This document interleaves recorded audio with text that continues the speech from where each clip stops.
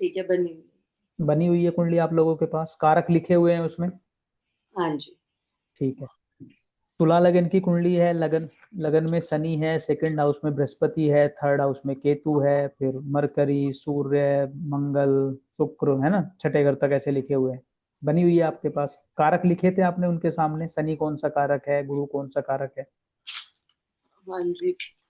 लिखे पिछली थे ना? बार हमने सिर्फ वो जी वो करे थे, आत्मकारक और ज्ञातिकार के लिखे थे। हाँ ठीक है, कोई सा भी, जो भी लिखा था हाँ हमने। जी, लिखे थे। या ठीक है, चलो मैं बोल देता हूँ, आप सारे लिख लो। स्मिता जी सारे कारक लिखवा दो आप, आपने लिखे हुए हैं ना, बनाए हुए हैं ना हाँ आपने, प्रदीप जी। कारक निकाले हुए हैं। हाँ हाँ प्रदीप जी। तो शनि कौन सा कारक है जो लगन में बैठा है आपका, जो लगन कुंडली है उसके? वो बीके है। बीके है, तो आप शनि के सामने लिख लो बीके। बीके यानी कि भ्रातृ कारक, हम्म। जो कि सिग्निफाई करता है थर्ड हाउस को और नाइन्थ हाउस को। ठीक है। बृहस्पति कौन है आपका? बृहस्पति एके। एके, आत्म कारक, हम्म। जो सिग्निफाई किसको करता है, फर्स्ट हाउस को, लग्न को, हम्म। मेरे बारे में बताता है, जातक के बारे में बताता है। बुध कौन है आपकी कुंडली में? ए एम के। ए एम के। तो जो मरकरी है जो इनका फोर्थ हाउस में है, वो ए एम के है। ए एम के यानी कि अमात्या कारक। अमात्या कारक कौन से हाउसेस को रिप्रेजेंट करता है? 2, 10, 11, यानी कि आपके फाइनेंस और करियर की जब बात होगी तो आप ए एम के को देखते हैं, अमात्या कारक को। और वो कौन सा प्लेनेट इनकी कुंडली में? मरकरी। सूर्य कौन है आपकी कुंडली में? पीके। पीके। जो सूर्य इनके फिफ्थ हाउस में बैठा है वो है पीके। पीके कौन से हाउस के लिए देखा जाता है? फिफ्थ फिफ्थ हाउस के। हाउस। यानी कि पुत्र कारक जो है, जिसको हम शॉर्ट फॉर्म में पीके बोल रहे हैं, वो फिफ्थ हाउस को सिग्निफाई करता है। यानी कि जब भी आप इंटेलेक्ट की बात करोगे, एजुकेशन की बात करोगे, बच्चों की बात करोगे, अफेयर्स की बात करोगे, आप सॉल्यूशंस की बात करोगे, आप सलाह दोगे, तो वो सारी चीजें आपको कौन बताएगा? पीके बताएगा, फिफ्थ हाउस बताएगा। फिर मंगल कौन है आपकी कुंडली में? मंगल डीके। डीके। डीके यानी कि दारा कारक, जो सेवंथ हाउस को बताता है। यानी कि जब हस्बैंड की बात की जाएगी या वाइफ की बात की जाएगी या व्यापार में साझेदारी की बात की जाएगी, यानी कि पार्टनरशिप की बात की जाएगी, तो उसको बताएगा डीके। वीनस कौन है आपकी कुंडली में? ज्ञाति कारक। जीके। जीके। यानी कि हम्म। जब भी ट्रबल की बात होगी तो हम कौन सिग्निफाई करेगा? वीनस करेगा। कौन कौन से हाउस को सिग्निफाई कर रहा है? 6, 8, 12, six, eighth and twelfth house. Moon कौन है आपकी कुंडली में? एम के। एम के, यानी कि मातृ कारक। मातृ कारक यानी कि जब भी हम मानसिक सुख की, घर के सुख की, प्रॉपर्टी की, व्हीकल्स की बात करेंगे, कंफर्ट की बात करेंगे, तो वो कौन बताएगा? मातृ कारक बताएगा। माता के बारे में भी कौन बताएगा? मातृ कारक बताएगा। ठीक है। तो ये आपने बना लिया, इनका लगन कुंडली थी तुला लगन की, आपके पास सारे कारक आ गए। अब इसमें हमने देखना है दशा। अब जब दशा देखेंगे तो पहले दशा का सीक्वेंस हमने देखना पड़ेगा कि सबसे पहले कौन सी दशा आएगी। तो सबसे पहले इनको जन्म के समय कौन सी दशा मिली होगी? तुला राशि की दशा मिली होगी। ठीक है, क्योंकि उसी की दशा मिलेगी जो लगन में राशि आई है जन्म के समय। तो पहली दशा इनको मिली तुला, तुला राशि की। कितने वर्ष के लिए मिली होगी? उसके लिए हमने ये देखना पड़ेगा कि हम वीनस तक, यानी कि जो तुला का स्वामी है वीनस तक, कौन से मेथड से जाएं। डायरेक्ट मेथड से जाएं या इनडायरेक्ट मेथड से जाएं, सीधे जाएं या उल्टे घूम के जाएं। वो कैसे चेक करोगे? 1, 2, 3, 4, 5, 6, फिर 7, 8, 9 ऊपर आ जाएंगे, 10, 11, 12 नीचे आ जाएंगे, यानी कि डायरेक्ट ऑर्डर में आ रहा है। तो तुला से लेके वीनस तक पहुंचने में हमें 6 घर काउंट करने पड़ेंगे, है ना। उसमें से एक माइनस कर देंगे, तो यानी कि इनको जो तुला राशि की दशा मिली होगी वो 5 साल की मिली होगी जन्म के समय। ठीक है। स्मिता जी इसी सीक्वेंस में आप सारी अपनी दशाएं लिखवा दीजिए। पहले आपको तुला की मिली, उसके आगे लिख लीजिए 5 साल, कब से कब तक मिली? फरवरी 1983, 83 से, फरवरी 1983 से और फरवरी 1988 तक, 5 साल।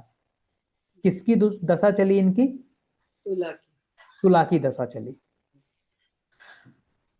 अब तुला के बाद कौन सी मिलेगी ये हमें कैसे पता चलेगा? जो हमने 2 ऑर्डर बनाए थे, उसमें क्या था, जो रिवर्स ऑर्डर था हमारा वो था 2 3 4 8 9 10, 2 3 4 8 9 10, तो उसमें तो ये आया नहीं, ये सीधे वाले में। तो तुला के बाद इनको कौन सी मिलेगी, वृश्चिक की मिलेगी 8 नंबर की। 8 के बाद धनु मिलेगी, धनु के बाद मकर मिलेगी, मकर के बाद कुंभ मिलेगी, कुंभ के बाद मीन, फिर मेष, फिर वृषभ, फिर मिथुन, फिर कर्क, इस तरीके सीक्वेंस चलता रहेगा। ठीक है। तो दूसरी दशा जो इनको वृश्चिक की मिली वो कितने साल के लिए मिलेगी। वृश्चिक की दशा चेक करने के लिए आपके पास लॉजिक कौन सा आएगा, क्योंकि वृश्चिक के दो स्वामी हैं, एक है मंगल और उसका कोरूलर कौन है, केतु। तो हम दोनों में से किसी एक को देखेंगे। तो वृश्चिक में तो कोई भी बैठा नहीं है, मंगल या केतु, तो पहला पॉइंट खत्म हो जाता है। अब आप देखो कि दोनों में पावरफुल कौन है। केतु अकेला बैठा है लेकिन मंगल के साथ एक प्लेनेट आ गया है, तो मतलब वीनस पावरफुल हो गया। तो हमें वृश्चिक से लेके कहां तक जाना पड़ेगा, शुक्र मंगल तक जाना पड़ेगा। अब उसमें भी हमें ये देखना पड़ेगा कि हम सीधे जाएं या उल्टे जाएं। डायरेक्ट 8 है।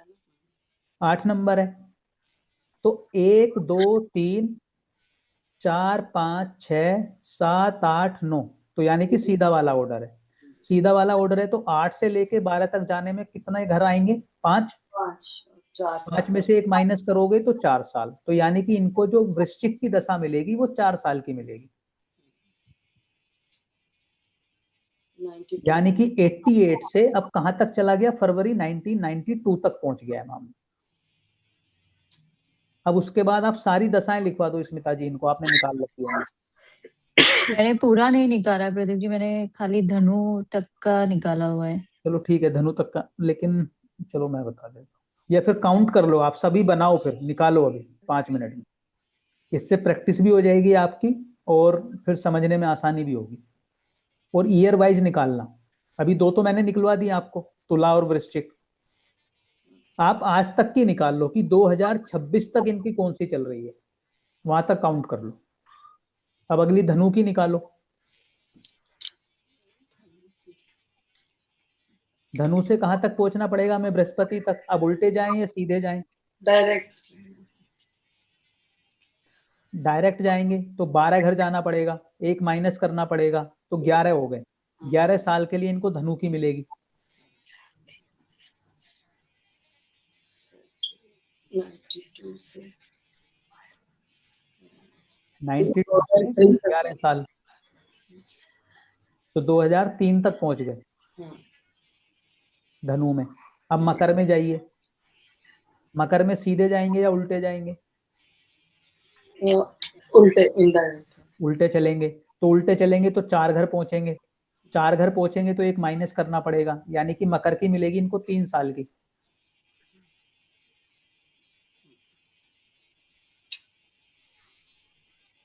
मकर के बाद किस में जाएंगे, कुंभ आएगा। हाँ जी, तो कुंभ उसमें में फिर वही देखना है सैटर्न और उसका। सैटर्न को देखना है और राहु को देखना है, दोनों अकेले बैठे हैं। हाँ जिसकी डिग्री ज्यादा है वो होगा। डिग्री राहु की है 8 डिग्री 40 मिनट और शनि की है 10 डिग्री 45 मिनट, तो शनि को देखना पड़ेगा। 1 2 3 4 5 4 साल आ जाएंगे। तो इसमें उल्टे चलेंगे या सीधे चलेंगे, सर उल्टे चलेंगे ना, कुंभ में। उल्टा इनडायरेक्ट। हाँ काउंट करिए कितने हो गए, 4 साल आ जाएंगे।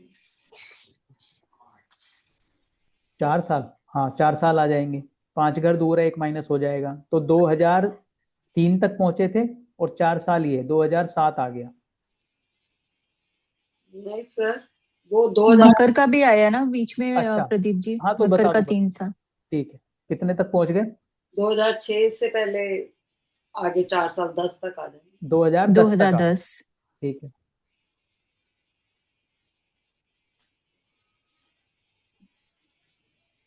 अब मीन की निकालिए।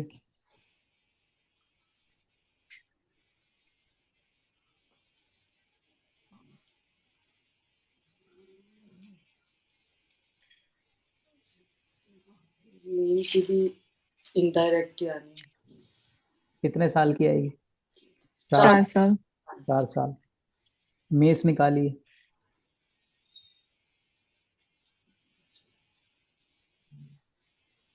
तो वो डायरेक्ट आ जाएगी मेष की। तो 12 साल, 12 में से 1 माइनस हो जाएगा, 11 साल।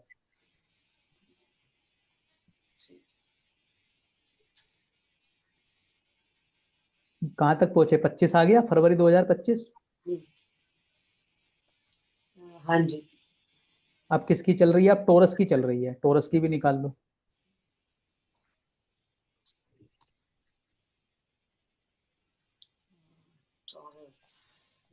वीनस 10 साल। 10 साल। 10 साल, बस यहीं तक छोड़ दो। तो निकाल लिया आपने, 2035 तक पहुंच गए अब आप। हाँ जी। अभी हम दशा के सारे हमने सूत्र नहीं किए हैं, अभी सिर्फ हम दशा, हमें ये नहीं करा है कि दशा को प्रिडिक्ट कैसे करना है, उसके भी कुछ रूल्स हैं अभी, और रूल्स भी हैं। अभी सिर्फ हम ये देख रहे हैं, जो सबसे मेन या मेजर एक पार्ट है दशा का देखने का, कि कौन सा कारक कौन से हाउस में उस दशा से चल रहा है। ठीक है, तो इनमें से आप रैंडमली बताओ कि कौन सा वाला हम चेक करें। कोई सा भी आप बोलो, कोई सा भी ईयर बोलो, किसकी दशा हम चेक करें। मे बी मेष की। हमें हमें हमें समझना है उसको। अभी आप उतना हम्म। उससे लॉजिक से मत देखो, क्योंकि अभी और भी रूल्स आएंगे, लेकिन अगर हमने बेसिक अंडरस्टैंडिंग देखनी है तो आप कोई सी भी एक दशा पकड़ लो जिसको आपको समझना है अभी फिलहाल। मेष की कर सकते मे क्या मे प्रदीप जी? हाँ, किसी की भी कर सकते हैं, उसमें कोई दिक्कत नहीं है। चलो मेष की कर लेते हैं, ठीक है, मेष की करना चाहते हैं। अब जब मेष राशि की दशा हमने देखनी है, तो अब आप दूसरी कुंडली बनाइए मेष राशि की। कौन सी कुंडली बनाएंगे? मेष राशि की। यानी कि जो तुला लगन की कुंडली थी, इसको 7th हाउस के विद रेस्पेक्ट आपको पलट देना है, रोटेट कर देना है। तो कौन से लगन की कुंडली बनेगी? मेष लगन की कुंडली बन जाएगी। मेष लगन की कुंडली बना के सारे प्लैनेट्स को उन्हीं राशियों में लिख दो जिन राशियों में लगन कुंडली में लिखे हुए थे।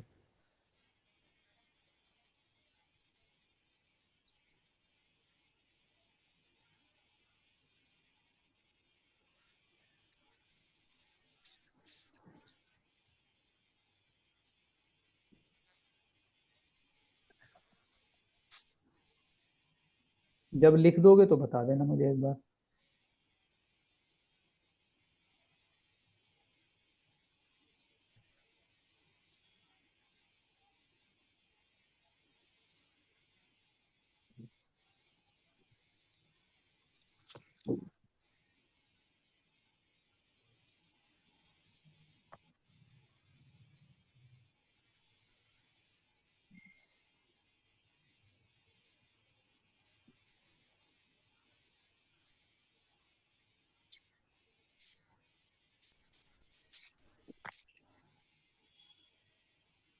लिख लिए प्रदीप जी। लिख लिए? सभी ने लिख लिए? राधिका जी, प्रिया जी, मोनिका जी? हाँ जी, लिखिए। हाँ ठीक है। जी सर। तो अब जब मेष लगन का आपने चार्ट बनाया, तो जो आपने प्लेनेट 12 के 12 घरों में लिखे हैं, जिस जिस भी राशि में प्लेस थे, तो आपको सेकंड हाउस में मून दिख रहा होगा, हाँ जी। थर्ड हाउस में राहु, 7th हाउस में शनि, 8th हाउस में बृहस्पति, 9th हाउस में केतु, 10th हाउस में बुध, 11th हाउस में सूर्य, 12th हाउस में वीनस और मार्स। यही यही लिखें। हाँ जी। इनके आगे आप कारक लिख लो कि कौन सा किस घर, कौन सा कारक है। चंद्रमा कौन सा कारक है? एम के। एम के। मात्र कारक, तो उसके सामने एम के लिख दो आप, क्योंकि तभी तो आप कनेक्ट करोगे ना। हाँ जी। शनि कौन सा कारक है इनका? बी के। बी के। बी के। जुपिटर है ए के। हाँ जी। मरकरी है ए एम के। हम्म। सन है इनका पी बी। के। हम्म। और मार्स है इनका डी के। हाँ जी। और वीनस है इनका जी के। जी। अब ये आपने लिख लिए, हम्म। ठीक है। अब ये कौन से ईयर से कौन से ईयर की बात हो रही है? फरवरी 2014 से अब 2025। 2014 से लेके 2025 तक की बात हो रही है ये, हाँ जी। ठीक है। 2014 से 2025 के बीच में इनका आत्म कारक जो है, जो इनके स्वयं के बारे में इनको बता रहा है, वो कौन से हाउस में चला गया? 8th हाउस में चला गया। अगर किस पराश्री ज्योतिष में अगर किसी का लग्नेश 8th हाउस में हो, तो आप उसको क्या बोलोगे? ये पीड़ा में है। शारीरिक पीड़ा, मेन रूप से शारीरिक पीड़ा। और आपका जो फोकस होगा वो कहाँ पे होगा, वो 8th हाउस पे होगा।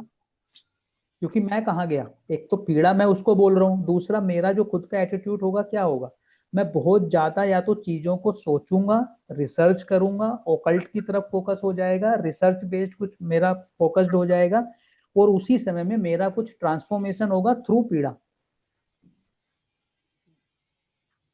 लगने से 8th हाउस क्या करता है, आपको एक्सट्रीम पे लेके जाता है, तो उस समय पे आपका बिहेवियर भी एक्सट्रीम की तरफ पुश हो जाएगा, मतलब हर चीज की अति आपके अंदर दिखेगी। और शारीरिक पीड़ा, सर्जरी का हो जाना, कोई एक्सीडेंट हो जाना, इन चीजों का भी इंडिकेशन आपको लगने से 8th हाउस दे देता है। लगने से 8th हाउस क्या, आपको शारीरिक पीड़ा भी दे सकता है। तो लग्नेश इन 8th हाउस, तो यहाँ पे उसी तरीके से हम पढ़ रहे हैं जैसे कि हम पराश्री में लग्नेश इन 8th हाउस को पढ़ते थे, तो लेकिन किस दशा में, मेष राशि की दशा में। मेष राशि की दशा में मेरा खुद का सेल्फ का इंटरेस्ट कहां पर है, वो 8th हाउस में। ठीक है, ये तो मेरे बारे में बात होगी, मैं क्या एक्सपीरियंस कर रहा हूं। तो 14 से लेके 25 तक मैं खुद पीड़ा में रहा हूंगा, मुझे सेल्फ को पीड़ा रही है। लेकिन सिर्फ मेरी ही बात नहीं है ना, बाकी बातें और भी हैं। इसमें संतान की भी बात है, इसमें दारा स्पाउस की भी बात है, इसमें धन की भी बात है, इसमें भाई बहन की भी बात है, इसमें पिता की भी बात है, बाकी भी पहलू है। मैं खुद पीड़ा में हूं, ये तो मुझे समझ में आ रहा है। क्यों, क्योंकि मैं कहाँ कनेक्ट हो रहा हूँ, 8th हाउस के साथ कनेक्ट हो रहा हूँ। लेकिन अगर मैं 8th हाउस से जुड़ी हुई एक्टिविटी कर रहा होता, तब मैं पीड़ा में नहीं होता, फिर मैं इंजॉय कर रहा होता उसको। इतनी बात समझ में आ गई आपको, ये तो कनेक्ट कर जाओगे आप। ठीक है, और अभी इसमें दृष्टि संबंध वगैरह बचा हुआ है, तो थोड़ा बहुत वेरिएशन मिल सकता है, लेकिन मोटा मोटा हम ये डेफिनेटली कह सकते हैं कि इस समय पर पीड़ाएं आई हुई हैं। और इसमें प्लैनेट के कारक तत्व नहीं देखने हमने, जैसे जुपिटर है जुपिटर तो फिर जो खुद का खुद देखो, स्थिर कारक जो और चर कारक। चर कारक, हम काम कर रहे हैं अभी चर कारक पे। स्थिर कारक में अगर आप बृहस्पति को देखोगे तो ज्ञान का कारक है, प्रोस्पेरिटी का कारक है, विजडम का कारक है, लेकिन वो ब्लेसिंग्स का कारक है, लेकिन वो सारी चीजें चली कहाँ गई, 8th हाउस में। तो अब तो ये और थोड़ा नेगेटिव इंडिकेशन है कि उस समय पे उस प्रकार की विजडम या ब्लेसिंग्स भी हो सकता है कहीं ब्लॉक हो जाए या थ्रू 8th हाउस आए। ठीक है।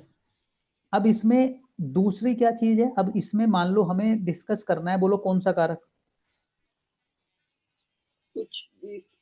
कुछ भी कर लो आप। अब मान लेते हैं पुत्र कारक हमने करना है। पुत्र कारक कौन है इसमें, सन है। वो कौन से घर में चला गया है, 11th हाउस में चला गया है। कोई भी प्लेनेट अगर 11th हाउस में जाता है तो हम एक बात तो ये बोलते हैं, या 11th हाउस जब एक्टिव होता है, इररिस्पेक्टिव ऑफ प्लेनेट भूल जाओ, उसका लॉर्डशिप भूल जाओ उसके भी, लेकिन अगर 11th हाउस आपका एक्टिव है दशा में, अंतर दशा में, पराशरी में, तो हम ये तो बोलेंगे कि कोई ना कोई इच्छा पूर्ति होगी, एम्बिशंस दे देगा वो आपको। 11th हाउस जब भी एक्टिव होगा कुछ गेन्स देगा। तो अगर मेरा ऐसे समझो कि पराशरी में अगर मेरा 5th लॉर्ड 11th हाउस में बैठा है, तो मैं उसको कैसे रीड करूंगा कि उस समय पे मैं एम्बिशियस हो जाऊंगा। एक बात तो ये होगी, उस समय पे मेरे माइंड में काफी कुछ गेन्स के बारे में बातें चलने लगेंगी।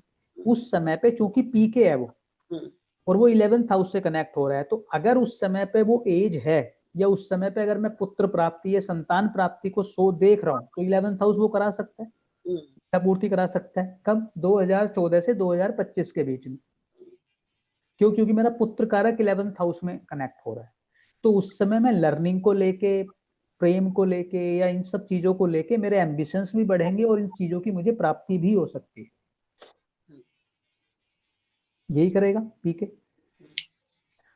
दूसरा फिर इसमें अगर हम मात्र कारक को देखें, मात्र कारक कौन है इसमें, मात्र कारक है इसमें चंद्रमा, जो कहां पर बैठा है, 2nd हाउस में बैठा है। अब उस समय पे मेरे मनस की स्थिति, मेरे मन की स्थिति कहां जाके बैठी है, 2nd हाउस में। तो मेरे मन में कौन सी चीजें कनेक्ट होंगी, 2nd हाउस की चीजें कनेक्ट होंगी।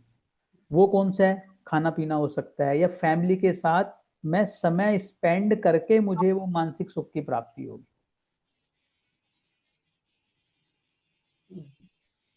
अमात्य कारक कहाँ पे गया है, अमात्य कारक गया है 10th हाउस में। अगर अमात्य कारक आपका 10th हाउस में है, या 11th हाउस से कनेक्ट हो रहा है, तो ये इस बात का इंडिकेशन देता है कि 2014 से 2025 के बीच में आपके प्रोफेशनल लाइफ में डेफिनेटली कुछ बेटरमेंट हुआ हो। क्यों? क्योंकि 10th हाउस किसका है? प्रोफेशन का है, और वो कारक किसका है जो वहां पर गया है? प्रोफेशन का। तो उस समय पे धन का आना या आपके प्रोफेशनल लाइफ में प्रोग्रेस का होना इंडिकेट करता है। कब? 2014 से लेके 2025 के बीच। तो अगर मान लो किसी का, मान लो ये उस समय पे अगर ये मान लो इन्होंने एजुकेशन कंप्लीट करी होती और ये नौकरी के लिए देख रहे होते हैं ना, मान लो करियर स्टार्ट ही हो रहा है, तो डेफिनेटली उस समय पे आपको नौकरी मिल जाएगी। लेकिन कंटिन्यूटी में अगर आप नौकरी कर रहे हो, तो ये वाले जो 10 साल हैं आपकी लाइफ में, ये आपके करियर को प्रमोट करने के लिए अच्छे हैं। बात बट समझ में? जैसे सपोज यही एएम के हम्म। किसी और दशा में, जैसे सपोज 9th हाउस में या 8th हाउस में होता है, तो फिर हम क्या बोलेंगे? 9th हाउस तो अच्छा हो गया ना, 9th हाउस में तो कोई प्रॉब्लम ही नहीं है। हाँ जी। 8th हाउस प्रॉब्लम है, अगर खासकर तब प्रॉब्लम है जब आप 8th हाउस से जुड़ा हुआ आपका प्रोफेशन नहीं है। तो तब प्रोफेशन से लेके प्रॉब्लम्स होंगी ये। प्रॉब्लम्स आएंगी, आपकी प्रोफेशनल लाइफ में पीड़ा आ जाएगी, या तो सडन नौकरी चली जाएगी आपकी, या कुछ ना कुछ ऐसी चीजें घटित होंगी कि आपका प्रोफेशन ट्रबल में आ जाएगा। हम्म। 12वें घर में चला गया, आपकी प्रोफेशनल लाइफ में आपकी नौकरी का जाना या नौकरी का सडनली बदल जाना, वो इंसिडेंट घटित करवा देगा। लेकिन जैसे अभी 12th हाउस में सपोज इनका वो ज्ञाति कारक और दारा कारक है। दारा कारक और ज्ञाति, अब दारा कारक अगर आपका 12th हाउस में कनेक्ट हो रहा है, तो ये इससे क्या इंडिकेशन मिल रहा है आपको? कि बहुत अच्छा समय नहीं है वो आपकी मैरिड लाइफ के लिए या आपस में ट्यूनिंग के लिए। क्यों? क्योंकि 12th हाउस कनेक्ट हो रहा है। 12th हाउस क्या है? आइसोलेशन है। 12th हाउस डिसअपॉइंटमेंट है, तो ये भी हो सकता है कि उस समय पे आपको कुछ डिसअपॉइंटमेंट का सामना पड़े। किससे? दारा कारक से। दारा कारक यानी कि स्पाउस को लेकर। क्यों? क्योंकि 12th हाउस एक्टिव हो गया है। अब लेकिन अब देखो इनकी परिस्थिति क्या है, ये अभी कहाँ पर है? ये फॉरेन में है। तो वो 12th वो बैलेंस हो गया। तो वो वहां पर उस लेवल की पीड़ा जरूरी नहीं है वो दे देगा, कुछ ना कुछ तो कर सकता है। लेकिन अगर यही सिचुएशन इनकी इंडिया में होती, तो डेफिनेटली वो मेजर प्रॉब्लम क्रिएट करता। तो मतलब वो थोड़ा सा वो परिस्थिति का भी आपको, देश काल पात्रता का आपको ध्यान रखना ही पड़ेगा। जैसे मैंने प्रोफेशन के लिए बोला कि अगर 8th हाउस का प्रोफेशन नहीं होता और आपका एएम के 8th हाउस में जाता, तो डेफिनेटली आपकी प्रोफेशनल लाइफ में प्रॉब्लम क्रिएट करता। तो सर इसमें भी ऐसे होता है, जैसे इनका दारा कारक और ज्ञाति कारक एक ही उसमें है, तो अगर जैसे मार्स का वो आता है दशा, हम वैसे तो इसमें राशि की लेते हैं, हम्म। तो अगर मार्स का आए तो विनस को देखना, ऐसा तो इसमें नहीं है ना? नहीं नहीं नहीं नहीं, वो अलग चीज है, उसको अभी छोड़ दो। अभी चूंकि हम उसमें हमने कंजंक्शन तो हमने किया है, अभी अभी दृष्टि संबंध भी इसमें करना है, क्योंकि प्लेनेट इसमें दृष्टि संबंध बनाएंगे राशि के थ्रू, हम्म। वो एक करना है। कुछ राजयोग भी हमने करने हैं, अभी अंतरदशाओं पे डिस्कशन भी करना है। अभी जो दशा है उसका फलन में और क्या क्या चीजें हमने इंक्लूड करनी है, उस पर भी डिस्कशन करना है। लेकिन हाँ, इसमें बेसिक इंडिकेशन, अब ऐसा नहीं ना कि 2014 से 2025 इनका बिल्कुल एक सा टाइम गया होगा, ऐसा तो बिल्कुल नहीं होगा। कोई भी महादशा बिल्कुल एक सी तो घटित नहीं होती, ना है पराशरी में होती है, ना है जैमिनी में होती है, ना है केपी में होती है, किसी में नहीं होती। तो उसके अंदर अंतरदशाएं आती हैं। अब जब अंतरदशाएं आएंगी, तब फिर अगेन जो इनका ये कारक हैं जो अभी आपको दिख रहे हैं, वो फिर रोटेट होंगे। अब जैसे मेष के अंदर सबसे पहली अंतरदशा किसकी आएगी? जैसे पराशरी में अगर मंगल की महादशा है, तो सबसे पहले मंगल की अंतरदशा आती है। बुध की अगर महादशा है, तो बुध की ही अंतरदशा सबसे पहले आती है। लेकिन जैमिनी में ऐसा नहीं होता, पिछली क्लास में मैंने बताया था, जैमिनी में सबसे बाद में आती है वो। तो सबसे पहले कौन सी आएगी? सबसे पहले वही सीक्वेंस आएगा, मेष राशि। तो मेष राशि से अगली दशा किसकी आनी चाहिए, ये आपको किससे पता चलेगा? जो पहला हमने ऑर्डर लिखवाया है। जैसे 2 4 2 3 4 और 8 9 10, ये तो इनडायरेक्ट चलते हैं, उल्टे चलते हैं जब दशा सीक्वेंस की बात आती है। बैकवर्ड। हाँ, एक जो है वो कैसे चलता है? सीधा चलता है। तो यानी कि मेष के बाद कौन आएगा? वृषभ आएगा। मेष के बाद कौन आएगा? वृषभ। तो इस केस में मेष राशि के अंदर सबसे पहली जो अंतरदशा आएगी वो वृषभ राशि की आएगी। और वृषभ अगर जैसे बैकवर्ड वाले में जैमिनी के बाद टॉरस की आएगी। हाँ, फिर वापसी हो जाता। अगर मान लो वृषभ राशि की इनकी, जैसे अभी टोरस की इनकी महादशा चल रही है, किसकी चल रही है? टोरस की चल रही है। तो टोरस के अंदर सबसे पहली अंतरदशा किसकी आएगी? मेष की आएगी। क्यों? क्योंकि टोरस क्या है? उल्टा चलता है। जब दशा सीक्वेंस का बात करेंगे, 2 3 4 वाला पार्ट है ना, 2 3 4 8 9 10 वाला। हाँ।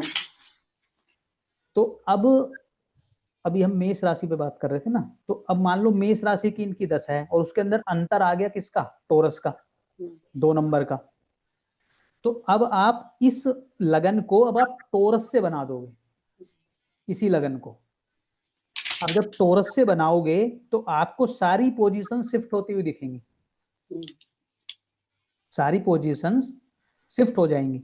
सारी पोजीशन शिफ्ट हो जाएंगी तो जो आपको आत्म कारक इनका 8th हाउस में दिख रहा था, वो आत्म कारक आपको 7th हाउस में दिख जाएगा टोरस से।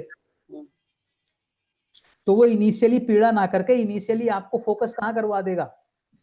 7th हाउस पे करवा देगा। क्लियर हुई बात? कितने समय के लिए आएगी? समय आपको पता है, जितने समय की महादशा थी किसकी? हाँ जी। टोरस की, उतने समय की वो अंतरदशा बन जाएगी, उतने महीने की। तो टोरस की आपने कितने कितने दिन की लिखी है इनकी महादशा? टॉरस की 10 साल की। 10 साल की। तो कितने महीने की बनेगी? 10 10 महीने। महीने। 10 महीने की बन जाएगी।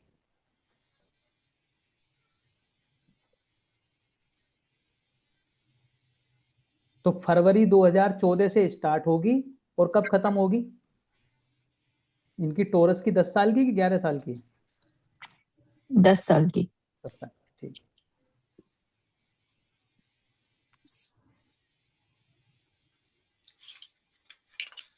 क्लियर हुआ?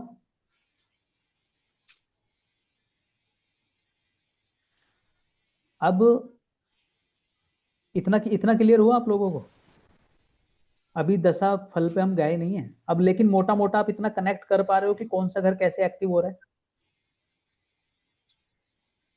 हाँ जी। ठीक है। अब इसमें एक पॉइंट आप ऐड कर लो, क्योंकि आप फिर थोड़ी सी प्रैक्टिस करोगे। अब इनकी जो हमने जिस दशा पे डिस्कशन किया वो कौन सी दशा थी? मेष राशि की। मेष। मेष राशि लगन कुंडली से कौन से घर में आती है? मेष राशि 7वें घर में। इनकी लगन कुंडली से कौन से घर में आती है? 7th हाउस में। 7th हाउस में। तो जिस घर की दशा एक्टिव हुई है वो घर आपका जागृत हो गया है। मतलब 2014 से 2035 इनका 7th हाउस एक्टिव था। बात समझ में आई? तो 7th हाउस के एक्टिव होने का मतलब क्या है कि अगर उस समय मान लो इनकी शादी की उम्र होती तो उसने 7th हाउस एक्टिव कर दिया है, तो मतलब वो शादी होने के लिए एक अनुकूल समय बन गया है इनका। 14 से 25, अब पूरा समय तो लंबा है, वो अंतरदशा डिसाइड करेगी किसमें हो सकती है, लेकिन 7th हाउस एक्टिव हो गया है। अब जब टोरस स्टार्ट हुआ है इनका, अभी टोरस चल रहा है ना इनका 2025 से, वृषभ राशि की चल रही है ना अब इनकी महादशा। हाँ तो जी। कौन सा हाउस एक्टिव हो गया लगन कुंडली से? तो 8th हाउस। कुंडली से 8th। 8th house. 8th house. 8th house इनका जागृत हो गया है। इन्होंने ज्योतिष कब से करना स्टार्ट किया है? 2025 में। और टोरस का भी स्टार्ट हुआ है फरवरी में।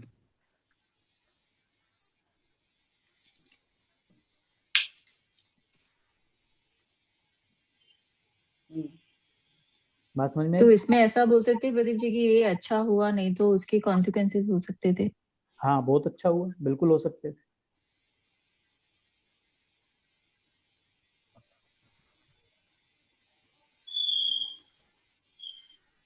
चलो अब इसमें कर लोगे ना ये, अभी तो कैलकुलेट कर लोगे ना इतना तो, जितना हमने डिस्कस किया। जी।